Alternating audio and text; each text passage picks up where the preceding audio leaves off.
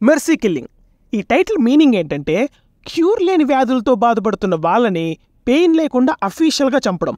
ఆహా and Amazon ప్రైమ్లో stream అవుతున్న ఈ cinema run time 2 hours 9 minutes మాత్రమే. మరి ఈ సినిమా 2 hours స్పెండ్ చేసేంత వర్తా కాదా చూద్దాం. రిలీజ్ అయిన ప్రతి సినిమా రివ్యూ చేయడానికి చాలా కష్టపడుతున్నాం. సబ్స్క్రైబ్ చేసుకుని సపోర్ట్ చేస్తే ఎంకరేజ్మెంట్లో ఉంటుందండి.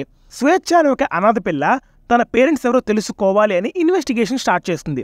ఆ ఇన్వెస్టిగేషన్లో కొన్ని నిజాలు తెలుసుకున్న స్వేచ్ఛ గవర్నమెంట్కి తనని మెర్సీ కిల్లింగ్ చేయమని కోరుకుంటుంది. అలా ఎందుకు చేసిందో సినిమా చూసి తెలుసుకోవాలి. మూవీలో ఉన్న ఈ మెర్సీ కిల్లింగ్ అనే ఈ కాన్సెప్ట్ బాగుంది. అసలు సినిమా అయిపోయాక ఏంటి ఇలాంటి ఒక కాన్సెప్ట్ ఉందా అని గూగుల్ చేశా.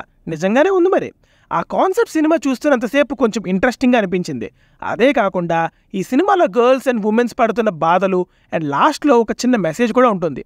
హీరోయిన్ తన పేరెంట్స్ గురించి ఇన్వెస్టిగేషన్ చేస్తూ రివీల్ అయ్యే సీన్ చాలా వరకు ఎంగేజింగ్గా ఉన్నాయి. కాన్ఫ్లిక్ట్ పాయింట్స్, వాటిని స్టోరీలోకి బ్లెండ్ చేసిన విధానం అండ్ కొన్ని ఎమోషనల్ సీన్స్ కూడా బాగా వర్కౌట్ అయ్యాయి. మెయిన్ లీడ్గా చేసిన ఐశ్వర్య చాలా బాగా చేసింది. అలాగే తన మదర్ రోల్ చేసిన ఆవిడ కూడా బాగా చేశారు.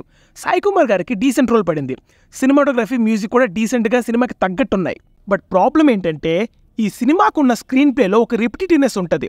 ఒక్క సీన్ బాగుందనుకునే లోపు ఎక్స్ట్రీమ్ సినిమాటిక్ లిబర్టీస్తో ఫైట్స్ పెట్టేసి మన ఎక్స్పీరియన్స్ని చెడగొట్టారు.